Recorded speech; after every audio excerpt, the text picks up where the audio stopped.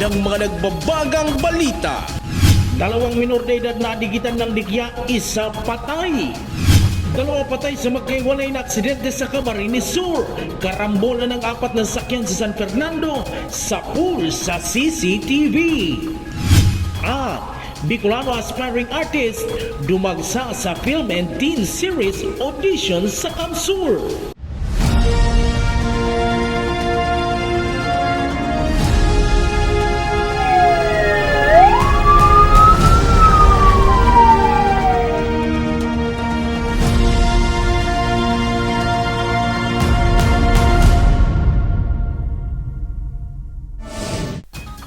Magandang gabi. Narito ang mga may init na balita sa Camarines Sur. Nauwi sa trahedya ang masayasan ng outing ng isang pamilya sa Siruma, Camarines Sur matapos madikitan ng dikya ang dalawang bata edad 10. Isa sa kanila binawian ng buhay. May ulat si Eli Balbing. Nauwi sa isang trahedya ang masayasan ng outing ng pamilyang ito sa Sipukot, Camarines Sur. Pinaglalamayan na sa kanilang bahay ang bangkay ng 10 taong gulang na pamangkin ni alias Angeline. Ang bata ay binawian ng buhay matapos madikitan ng dikya o jellyfish habang naliligo sa isang resort sa Barangay Pinitan, Siruma, Camarines Sur nitong Abril 25. Sugatan at patuloy na nagpapagamot sa ospital ang pinsan ng bata, edad 10 taong gulang. Sa panayam ng CSN sa pamilya ng biktima habang naliligo sa dagat ay bigla na lang nagsisigaw ang mga biktima. Nadikitan na pala ito ng dikya sa iba't ibang bahagi ng kanilang katawan. Parang minuto, nagkukuraw ang aki. Kala mi, nagkakawat lang. Kunya, na po pala, nasa labay na. Tapos, itong ininyo na po nga ni, nagtumba na po siya. Tapos, may nagkansarong lalaki, dinalagan naman. Wala nang malay nang maiahon ng isa sa mga biktima mula sa tubig dagat. Naisugod pa umano sa Siruma Municipal Hospital ang biktima, ngunit idiniklara itong dead on arrival habang naisugod pa sa Bicol Medical Center ang pinsan ng biktima. Nasa ospital, pabalik-balik pa po siya sa ospital. Saan po ospital? Dahil ko lang po aram, pinakaluwas naman po. Kaya lang, pag naggatok po na ang muka, balik nila rin ospital. Ayon sa BFAR Bicol, posibleng box jellyfish ang dumikit sa biktima na isa sa mga species ng jellyfish na highly venomous o nakamamatay. Ang box jellyfish, saro siya sa mga pinaka dangerous, pinakadelikado na uri ng jellyfish dahil sa taglay kaini na venom or lason. So ang mga tentacles niya, igwa po siyang venom na kapag nakadukot sa hawak ng tao, so ini po pwedeng magkausa ng mga sintomas kagaya ng pagkahilo, paninikip ng daghan, kang dibdib, o kaya aatakihon niya actually ang heart tsaka ang respiratory system. So ini nagli-lead ng cardiac arrest o kaya respiratory failure na minsan naghahantong po sa kagadanan. Panahon din ngayon ng mga jellyfish dahil sa mainit na temperatura ng karagatan mula Abril hanggang Mayo. Pinag-iingat ito ang publiko sa paliligo sa mga open waters dahil sa presensya ng mga dikya. So hanggang mainit ang panahon, yaon dyan ang konsentrasyon ng mga jellyfish. Kaya ang BFAR Bicol po padagos na nagre-remind sa satuyang mga kababayan na maging maingat. Habuta po na ang sa indang pag-uugma sa mga outing, pagduduman sa mga kadagatan, nagkakausaning trahedya. Eli Balbin, CSN. Patay ang isang motorcycle rider matapos sumalpok ang kanyang minamanayong motorsiklo sa isang SUV sa Libmanan, Camarines Sur. Habang 4 na sasakyan, nagkarambola sa San Fernando, Camarines Sur. Ang iba pang aksidente sa kalsada sa ulat na ito. Patay ang isang 63 taong gulang na lalaki na kinilalang si Nestor Serdan mula sa Iriga City matapos sumemplang ang sinasakyan nitong motorsiklo sa kahabaan ng Maharlika Highway, Sitio Portico, Bulacan, Camarines Sur, pasado alas 4 ng madaling araw nitong Abril 28. Ayon sa PNP Bula, matapos sumemplang ay nahagip pa ito ng hindi pa matukoy na sasakyan. Sa tindi ng impact, nagkalasog-lasog ang ilang parte ng katawan ng biktima. Nakasakay po ini sa motor na on the wave 125 na namigbidan po na si Nestor Serdan Aquino, 63 years old, taga San Nicolas, Iriga, Kamsur. Base po sa initial investigation ng Bula, nakikik po o nagulat po ang biktima sa road reblocking na nagkusa po sa pagkaka-slide kay ni dagan po sa likod po na sasakyan na bangga po siya pagka-slide niya. Nagpapatuloy pa ang paghahanap sa nakasagasa sa biktima. Samantala pasado alauna ng hapon naman nagkagit-gitan ng isang kotse at truck ng basura sa bahagi ng Peña Francia Avenue, Naga City. Nagdulot ito ng bahagyang pagbigat ng trapiko sa lugar. Base sa investigation, sabay po ini naghali duman mismo sa San Felipe. Ang direksyon pasiring duman sa city proper. O yan, nagkikwasinda ni siguro ng economic communication. Aram-taman po na ang dump truck talaga is may blind spot po yan. Ano? Opo. Kung sa inining kotse, yaw siya sa gilid, sa bandang tuo.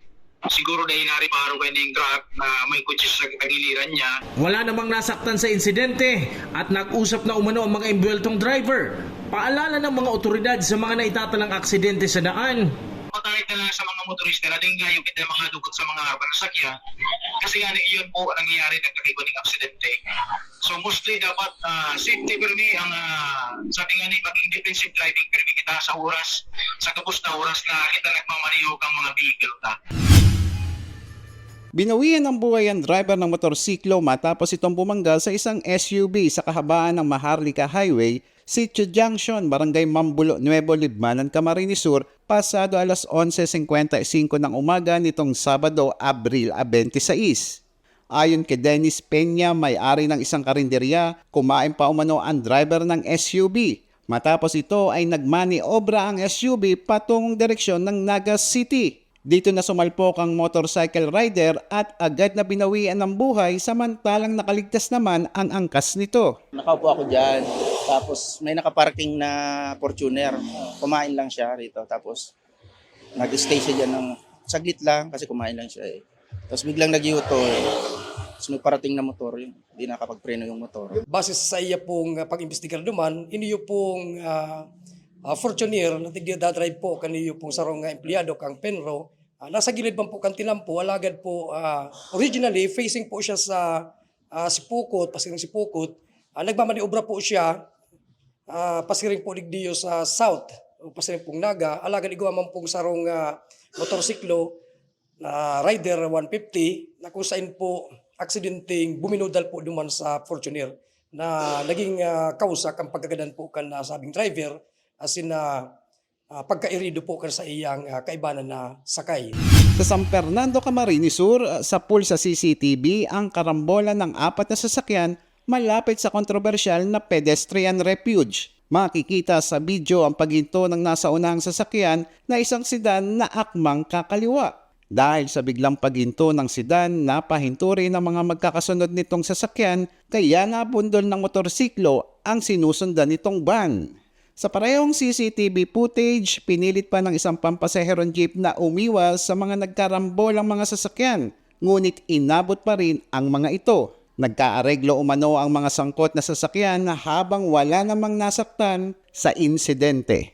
Eli Balbin, Jan Amador, CSN.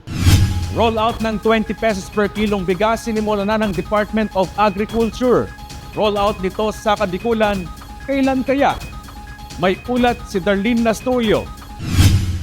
Nagsimula na ang rollout ng programang 20 per kilo na bigas ng Department of Agriculture sa Visayas. Ngunit ang tanong ng karamihan, kailan kaya ito magiging available sa iba pang lugar sa bansa? Ayon sa Department of Agriculture Bicol, target ng ahensya na ma-roll out ang murang bigas sa buong bansa pagsapit ng Disyembre ngayong taon, batay sa pahayag ng Agriculture Secretary Francis Chu Laurel Jr. Ang NFA kasi wala na silang hand sa importation ng bigas. Ang mandate na lang ngayon ng NFA yung pagbili ng mga inani, mga harvest sa mga local farmers natin. So ngayon ini-encourage natin ang lahat ng mga magsasaka kasi ngayon ay anihan ng palay na doon sila magbenta sa National Food Authority dahil mahal ang bilihan.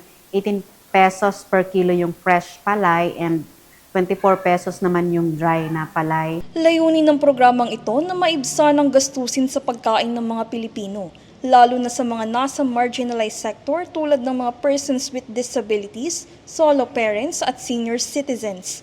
Samantala, patuloy ang pananawagan ng DA sa mga magsasaka na ibenta ang kanilang palay sa National Food Authority kung saan mas mataas ang buying price. Umaabot sa 18 pesos per kilo para sa fresh palay at 24 pesos kilo para sa dry palay, kumpara sa presyo ng mga pribadong kumprada na umaabot lamang ng 14 pesos hanggang 16 pesos kada kilo, base sa pinakahuling bantay presyo monitoring ng ahensya. Nilinaw ng DA na wala pang inilalabas na opisyal na memorandum mula sa Central Office ukol dito. Ngayong kasagsagan ng anihan, positibo ang pananaw ng DA dahil sa magandang kondisyon ng panahon. Umaasa ang ahensya na hindi maaantala ang harvesting season ng anumang bagyong maaaring pumasok. Nagbigay rin ng paalala si Guarin sa mga lokal na magsasaka na samantalahin ng mataas na buying price sa NFA upang mas kumita sa kanilang ani. As sa mga local farmers, ini-encourage natin na magbenta sila ng kanilang mga palay doon sa National Food Authority na malapit sa kanilang lugar para ma-attain yung mataas na income para sa kanila. And also, ngayon, sobra yung heat index na nararanasan natin. I-adjust nila yung pagpunta nila yung pagtrabaho sa bukid. Pwede gawin na earlier na or sa hapon na. Darlene Lastrulio, CSN. Nagsimula na ngayong araw ang local absentee voting ng mga law enforcement agencies, media personnel at iba pa para sa darating na May 12 midterm elections. COMELEC puspusan pa rin ang paghahanda sa darating na halalan.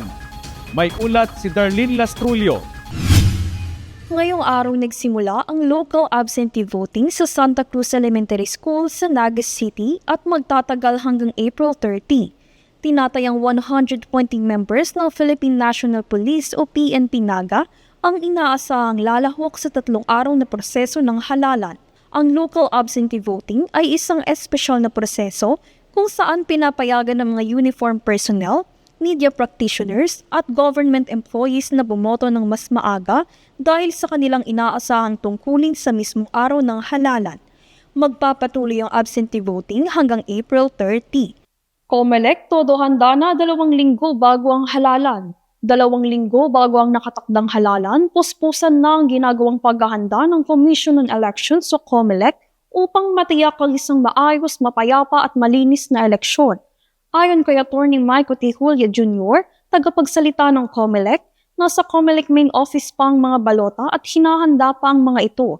Samantala, hinihintay na lang nila na ma-deliver ang vote counting machines na ngayon ay nasa Pamplona, Camarines Sur. Ang mga balota, pigahalta pa po na mag-abot sa City Hall, naman po sa Treasurer's Office. Yan pa po naman sa COMELEC main office ito, sa opisina kang main office ng COMELEC. Then, itong mga ECM po, pigalat naman po may delivery din sa Treasurer's Office. Sa mga ECM ta, nasa provincial lab na pa po, igdi sa Pamplona, Camarines Sur. Kasabay nito, nagsasagawa rin ng mga voter education upang paalalahanan ng publiko tungkol sa tamang proseso ng pagboto. Ang voter education ta, siyempre, more or less, hindi na sa media nagpapabot ng voter education ta. Siyempre, sa mga botante po, ang satuyang advice po sa kanila, vote wisely po. Ilang po ang background ng mga kandidato, sa mga ang kayang performance, kung sa datihan na, kung baguan man po, ano man po ang may contribute niya, kung siya po manggana. Total package dapat yung kananta sa kandidato. Sa bako lang sa iyang performance, kundi sa kanyang personal life, sa karakter niya, makapili po kita ng tama po sa both sa national and local position. Sa aspeto naman ng seguridad, mahigpit na nakikipag-ugnayan ng COMELEC sa Philippine National Police o PNP at Armed Forces of the Philippines o AFP upang matiyak ang kapayapaan sa araw ng halalan. Samantala, tiniyak ng COMELEC na may mga nakahandang contingency measures sakaling magkaroon ng problema sa mga makina o iba pang hindi inaasahang aberya sa eleksyon. Sa ngayon, may mga kaso na ng vote buying na dapat hindi raw ipagsawalang bahala at applicable ito sa lahat ng mga kandidato at wala silang papanigan kung kanino man. About sa vote buying man, siyempre ang COMELEC ng committee ang kontrabigay, binabantayan tayo mga alleged vote buying na yan.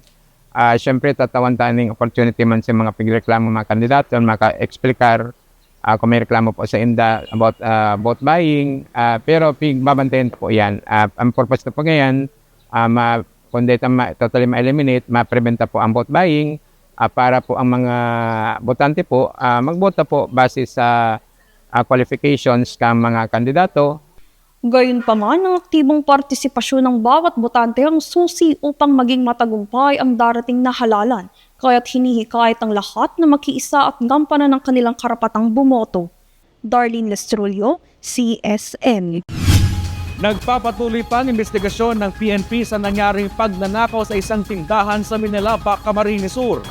May ulat si John Amador. Nagpapatuloy pa ang malalimang investigasyon ng PNP sa nangyaring pagnanakaw sa isang tindahan sa Minalaba, Camarines Sur. Ayon sa report, pinasok ng 3 kawatan na sakay ng motorsiklo ang isang tindahan. Sa barangay Mataorok, na yun nga po, niloob po yung tindahan. At sabi ng ating investigador, 3 lalaki daw po, naka-jacket na itim, naka-bonnet. So talagang siguro alam na may CCTV, tinakpan po yung mukha nila, and naka-NMAX na itim na motor. Tinatayang aabot sa 50,000 ang natangay ng 3 kawatan matapos isawa ang panluloob. Dahil po sa tindahan nito, ang una po nilang tinarget yung parang cashier na booth. Meron po tayo doon na naiwan na pera, kinuha ng ating mga kawatan. Almost 25,000 po yung nakuha na papel with different denominations po siya. And meron pa po silang nakuha na isa pang drawer na naglalaman din ng mga coins na more or less 25,000 din po yung halaga noon. Binibiripika ng PNP ang ulat na may iba pang nalooban ng parehong mga suspect sa nasabing bayan. Ang ating investigador po walang tigil na nagpo-follow up po ng mga pangyayari, pati sa ating mga nearby barangays kung may mga parehong report din po ng ganitong pagnanakaw. And hanggang ngayon po, nasa labas pa rin sila at nagkakandak pa rin po ng ating follow-up para po ma-check kung saan nakapunta or saan pwedeng magtago yung ating kawatan. John Amador, CSN.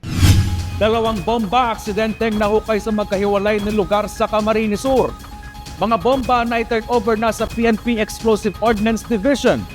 Nagbabalik si John Amador. Isang 75mm at 81mm na bomba ang nasa pangangalaga ng PNP EOD o Explosive Ordnance Division matapos ma-turn over ang mga ito sa kanila. Ang 2 bomba, aksidenteng nahukay sa magkahiwalay na lugar sa Camarines Sur. Sa ngayon po, meron tayong tinurn over dito Noong April 26, nung doon po sa may Kamaligan, yung 81mm. Yung 81mm is walang fuse. Pero kahit po walang fuse yun, active pa rin yun. Yung explosive po kasi nun, active pa siya kasi kahit nasa corroded state na po yan, talagang sasabog pa yan. Yung isa pa, yung doon ng April 23, doon sa Milaor naman, yung 75mm projectile, high explosive din po yun. Corroded din po yun. Natagpuan nung yung isang member ng laborer, naghuhukay po sila ng doon sa bahay, siguro nagpapagawa ng bahay na accidentally nang nahukay. Kahit matagal nang nakabaon sa lupa ay delikado pa rin umano ito at malaki pa rin ang tsansang sumabog. Yung mga ganyan, pag may makita kayo or may mga suspect na bomba, huwag nyo nang galawin or pukpukin or yung kaskasin, lagariin, itapon sa apoy. Kasi yung may tendency talagang pumutok yan kahit walang fuse. Yung explosive niya, sasabog yan, hindi lang isang tao ang pwedeng madamay dyan. Kaya ina-advise namin, i-report na sa amin or sa nearest police station. Oo, yung bago or yung luma, the same lang po ang sabog niyan. Kasi mas delikado nga yung luma kasi yung, kumbaga yung mga nasa paligid niya, di natin alam. May nakatabi pang isang bomba or kaya mga flammable, pwedeng sumabog na mas malakas yun. Nakatakdang i-dispose ang naturang mga bomba para maiwasan na magdulot ng pinsala sa komunidad. John Amador, CSN. Barangay at Sangguniang Kabataan elections gaganapin sa Disyembre ngayong taon ayon sa COMELEC. Ahensya, pinaghahanda na rin ang susunod na halalan. Narito ang report Pinaghahandaan na ng Commission on Elections o COMELEC ang barangay at sangguniang kabataan elections na nakatakdang ganapin sa December 1, 2025. Ayon ito sa COMELEC Resolution 11132 nitong Abril 21 taong kasalukuyan. Nakasaad sa naturang resolution na October 1 hanggang 7 ang filing ng Certificate of Candidacy o COC. November 20 hanggang 21 naman ang campaign period na mas maiksi kung ikukumpara sa pangangampanya sa national elections. Gayunpaman, ayon kay Attorney Maico T. Julia Jr., City Election Officer ng Naga City, nakatutok muna ang kanilang opisina sa paghahanda para sa nalalapit na national and local elections sa Mayo 12. Dagdag pa ni Attorney Julia, bagamat nagsimula na ang inisyal na plano para sa BSKA, prioridad muna nila ngayon ang siguraduhing maayos ang isasagawang national elections. Babantayan po yan. Ang purpose na po ngayon, totally ma-eliminate, ma-preventa po ang vote buying para po ang mga botante po magbota po base sa qualifications ng mga kandidato. Nagbigay naman ito ng mensahe para sa kabataan na pumili ng kandidato na sa tingin nila handang maglingkod sa bayan. Sa mga botante po, ang satuyang advice po sa kanila, vote wisely po. Hilungan po ang background ng mga kandidato, sa mga ang kayang performance, kung siya datihan na, kung baguhan man po, ano man po ang may contribute niya, kung siya po manggana. Total package dapat yung kwananta sa kandidato. Samantala sa July 1 to 11, 2025 ang voters registration kung saan hinihikayat ng COMELEC ang publiko, lalo na ang mga kabataan na magparehistro at maging bahagi ng darating na halalan. Taong 2023, huling nagkaroon ng barangay at SK elections. Richine Bue, CSN. Grupo ng mga rapper mula sa iba't ibang lugar sa Bicol Region nagtipon-tipon. Uprising artist nagpatagisan. Narito ang ulat. Repping from Camsur and other parts of Bicol Region. Sa pambihirang pagkakataon ay nagtipon-tipon sa Naga City ang mga local rapper artist na event na tinawag na New Beast. Binubuo ang grupo na tinatawag na Oragon Rappers Community ng mga matagal na at bago sa industriya. Naniniwala kasi ang grupo na malaki ang potensyal ng mga Oragon rappers sa rap scene. Asyong Escobar, local rapper dito sa Naga City. Pwede mo ba ako kwentuhan kung tungkol saan tong event na to? Itong event na to, binuo namin to para sa mga new generation ngayon ng mga local artists, especially sa mga rapper na nandito sa lugar namin, na kung saan pinupush namin na makilala at mabigyan din sila ng spot. Isa-isang nagtanghal ang mga Oragon rapper.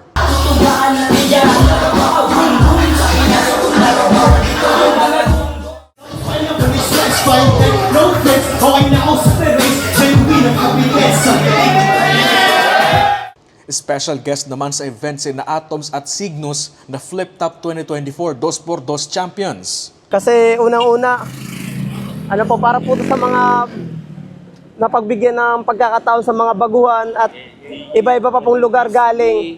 Dito iba-iba sa Bicol, may mga taga Bato, Partido, Iriga, Magaraw. Siyempre di dyan mawala ang Naga kami yun. Galing kami Naga City Uptown Syndicate nga po pala. Siyempre masaya kasi nabibigyan ng pagkakataon yung mga katulad kong aspiring rap artist para makalapag sa ganitong event, makapag-perform, may pagkita yung likha nila.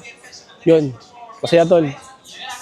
Newbies, so mga bagong alimaw, mga bagong local artists na sa buong Bicol. Kailangan nila mabigyan ng spotlight para makita ng buong mundo kung gaano ba katalentado yung mga Bicolano. Sa lahat ng tumangkilik sa amin, maraming salamat sa inyo. Ako nga pala si Atoms. Yan, maraming salamat lalong-lalo na kay Direk Boom Dayupay sa Element East. Yan, ang masasabi ko lang, antayin nyo yung mga release namin sa Element East. Maraming salamat sa mga pumunta dito at tumangkilik nitong aming event. Para sa inyo yung papuri at pasasalamat. Chris Novello, CSN. Kanya-kanyang showcase ng acting skills ang mga Bicolanong lumahok sa audition para sa film and teen series na kukunan mismo sa Camsur. Narito ang ulat. Binuksan nitong weekend April 26 at 27, 2025 ang film and teen series audition for all genders and ages na ginanap sa Capitol Complex, Barangay Cadlanpili, Camarines Sur. Naging matagumpay ang unang araw ng audition kung saan 25 ng aplikante mula sa iba't ibang bahagi ng Bicol Region ang nagpakitang gilas sa larangan ng pag-arte at sayaw. Ang event ay bilang paghahanda at bahagi ng proyekto para sa isang pelikula at teen series na kukuhanin mismo sa Camarines Sur. Ayon kay Direk Benedict Nicky, ang ideya ng pagsasagawa ng audition sa Bicol ay nagmula sa multi-awarded artist na si Yasi Pressman. Layunan nitong ma-expose ang mga local talents at mabigyan sila ng oportunidad na maipakita ang kanilang kakayahan. Actually, we were doing a film with Yasi. And Yasi told me na, bakit hindi tayo pumunta ng Camsur? Kasi maganda yung place. Tapos, but why don't we make a film there? Sabi niya. Tapos, para to help the economy, in tourism, at the same time, magamit yung mga talents ng Camsur. Tapos yun niya. So, for the past few days, where we're looking for locations for the movie and dun sa series, and then we realized, sabi ko, why don't we do the auditions na? At least merong pauna na auditions na para malaman na ng tao that we're doing something here. Nagpahayag ito na baka dito matuklasan ang susunod na Nora Honor o Enchong D na parehong nagmula rin sa Bicol Region. Sa panayam ng CSN kay Noah, isa sa mga aplikante, ibinahagi niyang hindi niya inaasahan ng kanyang pagsali. Siyempre sa una, kakabahan ka talaga pero meron din excitement kasi parang may expose ka rin, parang gano'n na maano yung acting skills mo. Ganun. Ano ba? Huwag mo nga akong hawakan. Gusto mong habulin kita? Pwes, hindi ako tulad ng ibang babae nang nakilala mo. Sa ikalawang araw ng audition, dagsa pa rin ang mga Bicolanong nagpakita ng kanilang galing sa pag-arte. Kahit mga baguhan ay talagang nakipagsabayan. Kagaya na lamang ni Heroine, nabitbit pa ang kanyang acting piece sa salitang Ingles. Actually po, masaya po kasi first time ko lang po talaga. Yes po. Kaya talagang kinabahan po ako. Pero nung last time po, sinabi sa akin ni Tita Ruth, like last day, I think nagkabisado na po talaga ako kasi gusto ko po talagang mag-try.